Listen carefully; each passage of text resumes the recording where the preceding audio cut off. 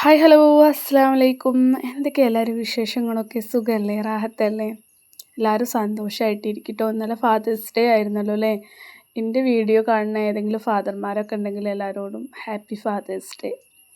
എൻ്റെ ഉപ്പാനെ ഫാദേഴ്സ് ഡേയിൽ മാത്രമൊന്നുമല്ല കേട്ടോ ഓർക്കൽ. എനിക്ക് സന്തോഷം വരുമ്പോഴും സങ്കടം വരുമ്പോഴൊക്കെ ഞാൻ ഉപ്പാനെ കുറിച്ചിട്ട് എപ്പോഴും ഓർക്കാറുണ്ട്. ഇടയ്ക്കിടയ്ക്ക് എൻ്റെ ലൈവൊക്കെ കാണുമ്പോൾ നിങ്ങൾക്ക് അറിയാമല്ലോ അല്ലേ, ബോറടിപ്പിച്ച് ഞാൻ സംസാരിക്കലുണ്ട് എൻ്റെ ഉപ്പാനെ കുറിച്ചിട്ട്. ഇന്നലെ ഞങ്ങൾക്ക് വിരുന്നുകാരുണ്ടായിരുന്നു കേട്ടോ. വിരുന്നുകാരെന്ന് പറയാൻ പറ്റില്ല, എൻ്റെ സ്വന്തക്കാരെന്ന് പറയണ എനിക്ക് സോഷ്യൽ മീഡിയയിൽ കൂടെ പരിചയപ്പെട്ട എല്ലാവരും എൻ്റെ കുടുംബക്കാരെ പോലെ ആയിട്ട് എനിക്ക് ഫീൽ ചെയ്യൽ. എൻ്റെ സഹോദരങ്ങളും എൻ്റെ ഉമ്മയും എനിക്കൊരു ഉമ്മാൻ്റെ സ്ഥാനമല്ല, ജ്യേഷ്ഠത്തിൻ്റെ സ്ഥാനമുള്ള ഓരോ എനിക്ക് അനിയത്തികളും ഏട്ടത്തികളും ഒക്കെ ആയിരുന്നു വന്നിട്ടുണ്ടായിരുന്നത്. അത് വല്ലാത്തൊരു സന്തോഷമായിരുന്നു കേട്ടോ ഇന്നലെ എനിക്ക് കിട്ടിയിട്ടുണ്ടായിരുന്നത്. ഇങ്ങനെ ഒരുപാട് ആൾക്കാർ നമ്മളെ നാട്ടിലേക്ക് വരലുണ്ട്. ഒന്നാമത് ഈ ടൂറിസ്റ്റ് പ്ലേസ് അല്ലേ, അപ്പോൾ വരുമ്പോൾ ഒക്കെ ഇന്നെ മീറ്റ് ചെയ്യാറുണ്ട് കേട്ടോ വരുന്നവരൊക്കെ. ഇപ്പം ഞാൻ എല്ലാവരും വീഡിയോയിലൊന്നും നമുക്ക് അങ്ങനെ ഉൾപ്പെടുത്തിക്കാൻ പറ്റൂല വരുന്നവരെ. ഞാനൊരു വീഡിയോയിൽ പറയലും ഉണ്ടല്ലോ അല്ലേ. അപ്പോൾ വീടിൻ്റെ സ്ട്രക്ചറൊക്കെ ഇങ്ങനെയാണ് നിൽക്കുന്നത് കേട്ടോ. അപ്പോൾ അവർ വരുന്നുണ്ട് എന്ന് 2 ദിവസം മുന്നേ എന്നോട് പറഞ്ഞിട്ടുണ്ടായിരുന്നു. അപ്പോൾ കൺഫേം ചെയ്തിട്ടുണ്ടായിരുന്നു. എന്ത് കൺഫേം ചെയ്താലും നമുക്ക് കൊടുക്കാൻ അത്രേ പറ്റുള്ളൂ. പിന്നെ വന്നവരാണെന്ന് പറഞ്ഞാൽ നമ്മളെ അവസ്ഥ എന്താണെന്ന് നല്ലോണം മനസ്സിലാക്കിയിട്ട്, എന്താ കഞ്ഞിയാണെങ്കിൽ കഞ്ഞി മതി എന്ന് പറയുന്നത്. എനിക്കിവിടെ എൻ്റെ ഫ്രണ്ട്സായിട്ട് അല്ലെങ്കിൽ എനിക്ക് കുടുംബക്കാരെ പോലെ എനിക്ക് ഫീൽ ചെയ്യുന്ന ആൾക്കാരൊക്കെ അല്ലേ, പ്രത്യേകത എന്താ വെച്ചാൽ ഒന്നെങ്കിൽ ഒരു സാധനമായിട്ട് വരും, അല്ലെങ്കിൽ ഇന്ത്യയിൽ കഞ്ഞിയാണെങ്കിൽ കഞ്ഞി കുടിക്കാൻ തയ്യാറായിട്ടാട്ടോ വരിക. എനിക്ക് ഭയങ്കര ഒരു സന്തോഷമാണ് ഉള്ളത് തിന്നുക എന്നുള്ള ആ ഒരു സന്തോഷം.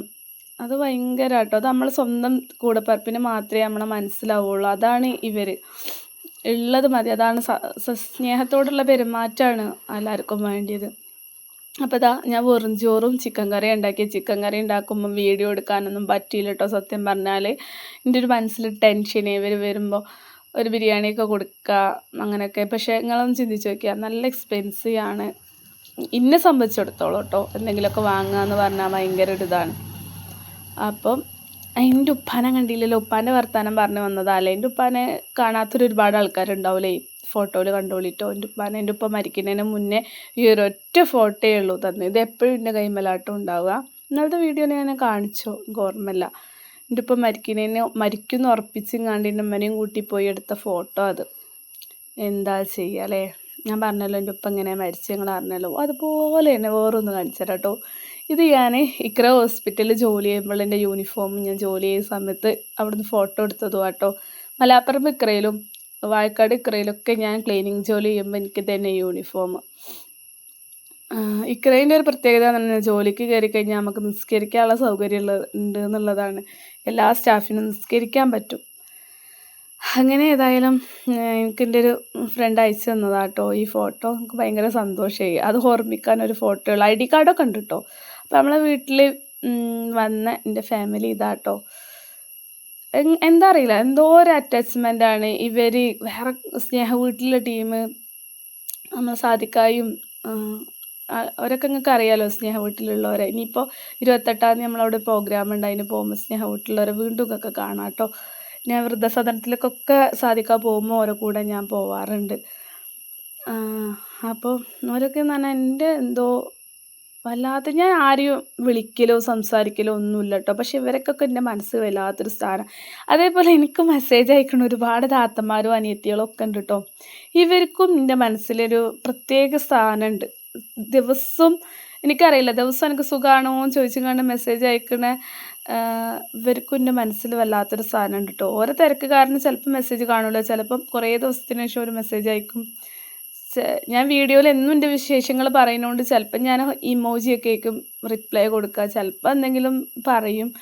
ഒരു 10-20 ആൾക്കാരോ അല്ലെങ്കിൽ 30-40 ആൾക്കാർക്കും ഒരുമിച്ച് മെസ്സേജ് അയക്കുമ്പോൾ എല്ലാവർക്കും റിപ്ലൈ കൊടുത്ത് വരുമ്പോൾ നമ്മളെ സമയം ഒരുപാട് പോകും. അപ്പോൾ ഒരു ഇമോജിമേലൊക്കെ കേൾക്കും, ഞാൻ ഇമോജിമേലൊക്കെ ചുരുക്കലാട്ടോ. എല്ലാ വിശേഷങ്ങളും നമ്മൾ എന്നും വീഡിയോയിൽ പറയുന്നതിനോണ്ടേ വാട്സപ്പിലേക്ക് വല്ലാതെ അങ്ങനെ അവിടെ കയറലില്ല. അത്യാവശ്യം എന്തെങ്കിലും ആണെങ്കിൽ അതിന് മറുപടി തന്നെ കൊടുക്കും. അങ്ങനെ ഏതായാലും എന്താ പറയുക, മനസ്സ് നിറഞ്ഞ് പറയാം ഇന്നലെ. അത്രയും സന്തോഷമുണ്ടായിരുന്നു. പിന്നെ കഴിഞ്ഞ തവണ ഇവരെ കൂടെ വന്ന ആൾക്കാരും കണ്ടില്ല കേട്ടോ. പോരിഞ്ഞ് പിന്നെ വരുമായിരിക്കും എന്ന് വിചാരിക്കുന്നുണ്ട്. എല്ലാവരും വരുമ്പോൾ ഒരു സന്തോഷമാണ്. പിന്നെ ഇവരൊക്കെ എന്ന് പറഞ്ഞാൽ കുറേ കോഴിക്കോട് നിന്നും അവിടെ നിന്നൊക്കെ വരുന്നവരാണ്. അപ്പോൾ കുറച്ച് ദൂരമുണ്ട് ഇങ്ങോട്ട് ഓടാൻ. നല്ല എണ്ണ പൈസയും വേണം ഇവിടെ എത്തണമെങ്കിൽ. ഞാൻ ഇന്നലെയൊക്കെ വിചാരിക്കുക ല്ലേ ഇവർക്കൊക്കെ വലിയ വരുമാനമുള്ളവരോ ഒന്നും അല്ല, സാധാരണ ജീവിതം നയിക്കുന്ന ആൾക്കാരാണ് വരുന്നവരൊക്കെ. അപ്പം എത്ര എണ്ണ അടിച്ചിട്ടാലേ ഇങ്ങോട്ട് വരുന്നുണ്ടാവുക നമ്മളെ കാണാൻ വേണ്ടിയിട്ട്. നമ്മളോടുള്ളൊരു ഇഷ്ടം കൊണ്ടായിരിക്കൂലേ അല്ലേ, നമ്മളൊരു പെങ്ങളായിട്ട് കണ്ടിട്ട്.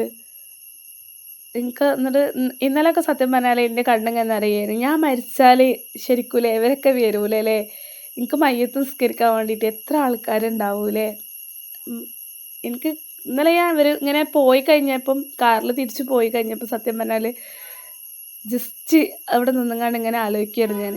ഇങ്ങനെയൊക്കെ ഇവരിങ്ങനെ എല്ലാവരും എന്നെ കാണാൻ വരുമ്പം ഇവരൊക്കെ തന്നെയല്ലേ ഞാൻ മരിച്ചാലും എന്നെ തേടി വരാനുള്ള ജീവിച്ചിരിക്കുമ്പം തേടി വരുന്നവർ ഉറപ്പായിട്ടും നമ്മൾ മരിച്ചാലും ചിലപ്പോൾ ഏത് സാഹചര്യത്തിലും നമ്മളെ അടുത്ത് എത്തും. ഇവരൊക്കെ നമ്മളെ മയ്യത്ത് നിസ്കരിക്കാനും ഒക്കെ ഉണ്ടാവാൻ മതിയാവും ഇൻഷാ അല്ലാഹ്. നല്ല സൗഹൃദങ്ങൾ എപ്പോഴും അങ്ങനെ തന്നെയാണ്. നമ്മളെ പെങ്ങന്മാരെ പോലെ കാണുന്ന ആൾക്കാരാവുമ്പം തീർച്ചയായിട്ടും ഒരു മനസ്സിലൊരു സ്ഥാനം ഉണ്ടാവും. അത്രയും എണ്ണ പൈസ ഒക്കെ അടിച്ചിട്ട് വരണമെങ്കിൽ എന്തായാലും നമുക്ക് ഒരിതുണ്ടാവും. എന്തായാലും നല്ല കാര്യങ്ങളൊക്കെ ചെയ്യുക ജീവിച്ചിരിക്കുമ്പോൾ. അപ്പം നമുക്ക് ഒരുപാട് ആൾക്കാരുണ്ടാവും പ്രാർത്ഥിക്കാനൊക്കെ. എന്നോട് സൗഹൃദം കൂടുന്ന പലരോടും ഞാൻ പറയാറുണ്ട് ഈ ഒരു സംസാരം കേട്ടോ. എനിക്ക് വേണ്ടിയിട്ട് ഞാൻ അഥവാ പെട്ടെന്ന് മരിച്ചു പോകാൻ എനിക്ക് വേണ്ടിയിട്ട് മയ്യത്ത് നിസ്കരിക്കണം കേട്ടോ, എനിക്ക് വേണ്ടിയിട്ട് പ്രാർത്ഥിക്കണം കേട്ടോ.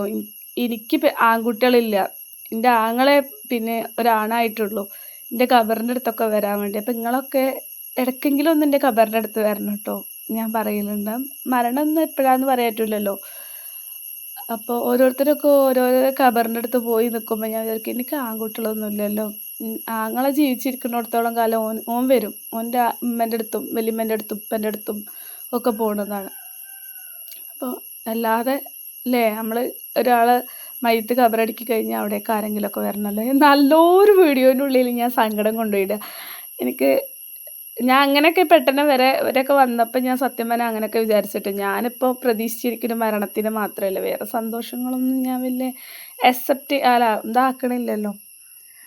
അപ്പോൾ ഏതായാലും കുറേ ആൾക്കാരൊന്നും വീഡിയോയിൽ ഉൾപ്പെടുത്താൻ പറ്റിയിട്ടില്ല. വീഡിയോ ഇങ്ങനെ വരുമ്പോൾ വീഡിയോ എടുക്കുന്നതിനെക്കാട്ടിയും എനിക്ക് ഇത് ഓരോട് സംസാരിക്കുക എന്നുള്ളത്, പേഴ്സണലായിട്ട് സംസാരിക്കുക എന്നുള്ളത്. അപ്പോൾ ഞാൻ പിന്നെ അതിലേക്ക് നിന്നിപ്പോൾ ചില വീഡിയോസൊക്കെ റിപ്പീറ്റഡാണ്.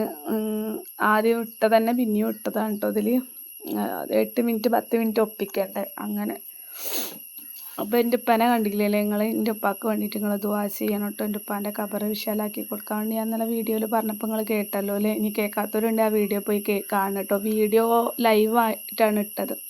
അപ്പോൾ അവർ കൊണ്ടുവന്ന കേട്ടോ നൂഡിൽസ്. അപ്പോൾ രാവിലെ തന്നെ അവർക്ക് നൂഡിൽസ് കണ്ടപ്പോൾ മക്കൾക്ക് രാവിലെ നൂഡിൽസ് വേണമെന്ന് പറഞ്ഞു. എനിക്ക് അങ്ങനെ വല്ലാണ്ട് കഴിക്കാൻ പറ്റില്ല, അതുകൊണ്ട് ഞാൻ എന്ത് ചെയ്ത് ഒരു കൊണ്ടുവന്ന പഴം വാട്ടിയിട്ടുണ്ടായിരുന്നു. ആരും വരുമ്പോൾ ഒന്നും കൊണ്ടുവരുമൊന്നും വേണ്ട കേട്ടോ. ഇതുപോലെ ഒന്നും ഓരോരോ ഇഷ്ടം കൊണ്ട് കൊണ്ടുവന്നതാണ്, പക്ഷെ ആരും അങ്ങനെ കൊണ്ടുവരണമെന്നില്ല. ഞങ്ങളെ കാണാൻ വന്നാൽ മതി.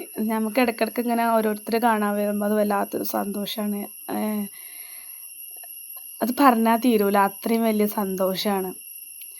പിന്നെ ഉണ്ടല്ലോ, ഞാൻ രണ്ട് ദിവസം മുന്നിട്ട വീഡിയോൻ്റെ അടിയിൽ 3-4 ആൾക്കാർ വന്നിട്ട് പറഞ്ഞു മുറ്റത്ത് എന്താണ് ഇങ്ങനെ കവറുകൾ നിരത്തിയിട്ടിരിക്കണേ, അങ്ങനെ ചെയ്യാൻ പാടില്ല, മുറ്റത്ത് അങ്ങനെ ഇടാൻ പാടില്ല എന്നൊക്കെ. നിങ്ങളോട് എൻ്റെ വീഡിയോ സ്ഥിരമായിട്ട് കാണുന്നവർ ആണെങ്കിൽ നിങ്ങൾക്ക് അറിയാൻ പറ്റും അതെന്തിനാണ് ഇട്ടത് എന്ന്. ഞാൻ എൻ്റെ വീഡിയോയിൽ പലതവണ കാണിച്ചിട്ടുണ്ട്. മഴ പെയ്തിട്ട് ചളിയായിട്ടാണ് ഈ സിമൻറ്റ് ചാക്ക് നിരത്തിയിട്ടത്. പിന്നെ നമ്മളെ സാധനങ്ങൾ വാടക വീട് ഒഴിഞ്ഞു കൊണ്ടുവന്നിട്ടുള്ള സാധനങ്ങൾ പിന്നെ ഒക്കെ മുറ്റത്ത് ഇങ്ങനെ ഒഴിവാക്കാനുള്ളതൊക്കെ അവിടെ ഇവിടെ കിടക്കുന്നുണ്ടായിന്. അപ്പോൾ ഒറ്റയടിക്കൊന്നത് വൃത്തിയാക്കി എടുക്കാൻ ഈ അവസ്ഥയിൽ നിങ്ങൾക്കറിയോ എൻ്റെ പ്രഷറിൻ്റെ വേരിയേഷൻ എന്താണെന്ന്. 50-60ൻ്റെ ഉള്ളിലാണ്. ഞാൻ അധികം വീടിൻ്റെ ഉള്ളിൽ തന്നെയാണ്, ഇപ്പോൾ എങ്ങോട്ടും ഇറങ്ങലില്ല. ക്ഷീണം വരും, കിടക്കും. അപ്പോൾ അടുത്തുള്ള അയൽവാസികൾ തന്നെ ചോദിക്കും എന്നെ കാണലില്ലല്ലോ പുറത്തേക്ക്, പോവലേ ഇല്ല. ഞാൻ അത്യാവശ്യ ഘട്ടത്തിൽ ഇപ്പോൾ മെഡിക്കൽ കോളേജിലൊക്കെ പോയ പോലെ പോകണുള്ളൂ. അപ്പോൾ എന്ത് കണ്ടിട്ടാണ് നിങ്ങൾ പറഞ്ഞതെന്ന് വെച്ചാൽ ഈ കാണുന്ന ഈ മുറ്റത്തുള്ള കുറച്ച് കവർ കണ്ടിട്ടല്ലേ നിങ്ങൾ പറഞ്ഞത് ഇങ്ങനെ മുറ്റത്ത് കവറുകൾ ഇടല്ലേന്ന്. ഇത് മഴ പെയ്തിട്ട് ചാക്ക് നിരത്തിയിട്ടുണ്ടായിരുന്നു. പിന്നെ ആ പായൊക്കെ നമ്മൾ വാടക വീട്ടിൽ നിന്ന് കൊണ്ടുവന്നതാണ്, പൊടിഞ്ഞിട്ട് അവിടെ ഇട്ടതാണ്. കുറച്ചൊക്കെ ഞാൻ ചാക്കിലേക്കൊക്കെ ആക്കി വെച്ചിട്ടുണ്ട്, കുറച്ചൊക്കെ ഇപ്പോഴും മുറ്റത്തുണ്ട്. പിന്നെ കല്ല് നിറച്ച ചാക്കുണ്ട്, മണ്ണ് നിറച്ച ചാക്കുണ്ട്. ഇതൊന്നും എനിക്ക് എടുത്തിട്ട് ഒഴിവാക്കാൻ കഴിയില്ല, എടുത്ത് പൊന്തിക്കാനും കഴിയില്ല. എൻ്റെ കുട്ടികൾക്കും അത് പൊന്തൂല. അപ്പം പിന്നെ ആണുങ്ങൾ ആരെങ്കിലും വരുമ്പോൾ ഓരെ കൊണ്ട് ഇതാക്കാനേ പറ്റുള്ളൂ. ആണുങ്ങൾ എന്ന് പറഞ്ഞാൽ എനിക്ക് വരാനുള്ള എൻ്റെ ആങ്ങളെയാണ്. പിന്നെ ഒരു സുഹൃത്തിനെയൊക്കെ വിളിച്ച് വരുത്തിയിട്ടുണ്ടെങ്കിൽ അത് വേറെ രൂപത്തിലൊക്കെ ആവും ഇവിടെ. അപ്പം പിന്നെ അതൊന്നും എനിക്ക് പറ്റൂല. പിന്നെ പൈസ കൊടുത്തിട്ട് വേണം ഒരാളെ പണിക്ക് നിർത്തണമെങ്കിൽ. 2-3 ചാക്ക് മാറ്റാൻ വേണ്ടിയിട്ട് ഓരോനെ നിർത്താൻ പറ്റൂലല്ലോ. എൻ്റെ ആങ്ങൾക്ക് ഒഴിവുള്ള സമയത്ത് ഓൻ വരുമ്പോൾ ഓനെ കൊണ്ട് ചെയ്യിപ്പിക്കുക കേട്ടോ. എനിക്കങ്ങനെ എല്ലാ കാര്യങ്ങളും ചെയ്യാൻ കഴിയില്ല. നിങ്ങളെ ഡോക്ടർമാരാരെങ്കിലും ഉണ്ടെങ്കിൽ ഒന്ന് ചോദിച്ചു നോക്കണ്ടേ, 50ഉം 60ഉം പ്രഷറുള്ള ഒരാളെ അവസ്ഥ എന്തായിരിക്കും എന്ന്.